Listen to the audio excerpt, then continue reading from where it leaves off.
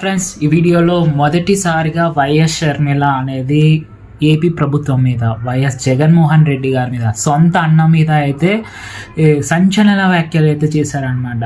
So రాజధాని లేని రాష్ట్రం ఒక రాష్ట్రమా అని క్వశ్చన్ చేశారు. రాష్ట్రం వచ్చి 10 సంవత్సరాలు అయ్యింది, ప్రత్యేక రాష్ట్రం వచ్చి 10 సంవత్సరాలకు గాను 10 కంపెనీలను 10 పరిశ్రమలను కూడా తీసుకురాలేని ప్రభుత్వాలు మనకు అవసరమా అని సూటిగా ప్రశ్నించారు. ఆమె ప్రశ్నించిన ప్రతి కామన్ మ్యాన్ అడగాల్సిన క్వశ్చన్సే ఆమె అడిగారనమాట. సో ఆమె ఎవరి తరపున మాట్లాడుతున్నారు, ఎవరిని సపోర్ట్ చేస్తున్నారు అనేది క్వశ్చన్ కాకపోతే, బట్ ఆమె మాట్లాడిన ప్రతి మాట కూడా ఒక కామన్ మ్యాన్ వాయిస్ లాగా ఉందన్నమాట. అంటే మనం అడగాల్సిన క్వశ్చన్ అదే అడుగు అలా అడుగు అని అంటాం కదా. సో అలా అడిగారు. సొంత అన్నని కూడా చూడలేదు, బట్ రాజకీయాలే అన్నట్టు ఆమె స్పీచ్ అయితే ఉందన్నమాట. బహుశా ఇలాంటి స్పీచ్ ఉన్నందుకే ఆమె మీద ఉన్న కాన్ఫిడెన్స్ ఏమో, నేను ఎలాగైనా సరే ఈ రాష్ట్రాన్ని వెళ్తాను అని నిరూపించుకోవడానికి అయితే ఆంధ్రప్రదేశ్లో కాంగ్రెస్లో జాయిన్ అయ్యి పిసిసి అధ్యక్షురాలుగా ఆమె అయితే ప్రమాణ స్వీకారం చేస్తూ ఈ వ్యాఖ్యలు అయితే చేశారు అనమాట. ముందుగా జగన్మోహన్ రెడ్డిని అయితే ఉన్న ప్రభుత్వాన్ని అయితే అనింది, తర్వాత గడిచిన ప్రభుత్వాన్ని కూడా ఆమె అనిందనమాట. సో ఆమె అడిగిన ప్రశ్నలు చూసుకుంటే ఏవేవరా అంటే, రాజధాని రాలేదు, 10 సంవత్సరాలు అయ్యింది రాష్ట్రం విడిపోయి, ఎక్కడ రాజధాని, కనీసం ఒక్క మెట్రో అయినా కట్టగలిగారా గత ప్రభుత్వాలు అని ప్రశ్నించారనమాట.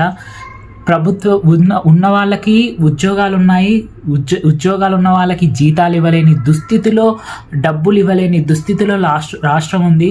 అండ్ లేని వాళ్ళకి ఉద్యోగాలు ఇవ్వని స్థితిలో కూడా రాష్ట్రం ఉంది అని అయితే క్వశ్చన్స్ వేస్తారనమాట. ఈ క్వశ్చన్స్ మెయిన్గా నిరుద్యోగుల్లో ఎక్కువగా ఉంది. ఒక్క నోటిఫికేషన్స్ కూడా రాలేదు గడిచిన 7 ఏళ్ళకు గాను. సో అది చాలా అసంతృప్తి ఉంది యూత్లో. సో ఆ క్వశ్చన్స్ అయితే ఆమె పట్టుకొని అడిగేశారనమాట. ఇక ఆమె ఇంకో సంచలన వ్యాఖ్యలు ఏవైతే చేశారో, ప్రత్యేక హోదా అనమాట. అంటే కాంగ్రెస్ వస్తే ప్రత్యేక హోదా ఇస్తుందని ప్రామిస్ చేసింది ఆంధ్రులకి.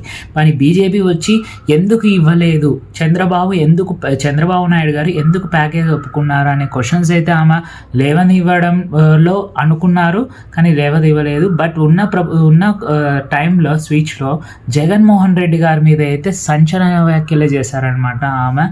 మళ్ళీ వీటి మీద వైసీపీ ఎలా స్పందిస్తుందో తెలియదు, కానీ స్పందించే కొద్దీ ఇప్పుడే ఈ స్పీచ్కు ముందే వైఎస్ సాయిరెడ్డి కొన్ని వ్యాఖ్యలు అయితే చేశారు షర్మిల ముందు. విషం పాలు పెంచి తాపిన ఒక పాము లాంటిది షర్మిల అని అయితే కంపారిజన్ చేసి ఒక వ్యాఖ్యలు అయితే చేశారనమాట. సో షర్మిల స్పీచ్ కింద వింటే గూస్ బాంబ్స్ వస్తాయి. అలాంటి ఒక స్పీచ్ ఆమె అయితే చెప్పిందనమాట. బట్ ఎవరికి సపోర్ట్ లేదని కాదు, ఏకి పాడేసింది ప్రభుత్వాలని. చంద్రబాబు నాయుడు కానివ్వచ్చు, జగన్ని కానివ్వచ్చు, పవన్ కళ్యాణ్ గారిని కావచ్చు, అందరినీ ఒక సైడ్కి వేసేసి ఏకి పారేసింది. అన్నీ ఉన్నా ఏవి డెవలప్ కాలేదు, కానీ బీసీ మైనారిటీల వాళ్ళ మధ్య మటుకు దాడులు అయితే పెరుగుతున్నాయి ఇప్పుడున్న ప్రభుత్వంలో. సో వీటి మీద కాన్సన్ట్రేషన్ జగన్ అన్న, మిగతా వాటి మీద లేదు అనే క్వశ్చన్ని ఏకవచనంతో ఆమె పిలిచడం గమనార్థం అనమాట. సో షర్మిల స్పీచ్ ఈ కోసం ఎంతోమంది వెయిట్ చేస్తున్నారు, ఇలాంటి స్పీచ్ కోసం. సో అందరికీ ఇది ఒక ఫుల్ మీల్స్ అంటారు కదా. సో ఎవరైతే వైఎస్ఆర్సీపీ అపోజిట్ ఉంటారో వాళ్ళకి ఇది ఫుల్ మీల్ స్పీచ్ లాంటిది. ఎవరైతే వైసీపీ సపోర్టర్స్ ఉంటారో వాళ్ళకి కాసింత షాకింగ్ అనమాట. ఇన్నాళ్ళ వరకు పవన్ కళ్యాణ్ విమర్శిస్తుంటే పవన్ కళ్యాణ్ గారిని చంద్రబాబు తొత్తు అన్నారు, ఇప్పుడు ప్యాకేజీ స్టార్ అన్నారు. ఇప్పుడు సేమ్ ఆమె చెల్లెలు కూడా వచ్చారు కదా. సో ఆమెను కూడా మళ్ళీ చంద్రబాబు నాయుడు తొత్తు అని అంటే అంతకు మించిన పెద్ద జోక్ ఏది ఉండదు. ఎవరైనా విమర్శిస్తారు అధికారంలో ఉన్నప్పుడు, ఆ విమర్శలను సరి చేసుకోవాలి, అంతేగాని వాళ్ళకి ప్రతి విమర్శ చేయడం సమాధానం కాదు. రోడ్లు కూడా కట్టలేని స్థితిలో రాష్ట్ర ప్రభుత్వం ఉందని హేళన చేస్తే దానికి సమాధానం ఏం చెప్తారో చూడాలన్నమాట. అసలు వరస్ట్ అనుకోవాలంటే, ఒక క్వశ్చన్స్ ఏవైతే ఉన్నారో వాటి దగ్గర ఒక్కటి కూడా ఆన్సర్ ఉండదు ప్రభుత్వం దగ్గర. గవర్నమెంట్ ఆఫీసర్స్కి జీతాలు సక్రమంగా ఇచ్చే స్థితిలో ఉండదు, అంగన్వాడీ టీచర్లకి న్యాయం చేయలేరు. చాలా క్వశ్చన్స్ అడిగారు ఆమె. సో మళ్ళీ వాటి గురించి మిగతా వైసీపీ నాయకులు ఎలా స్పందిస్తారు అనేది వేచి చూడాలి.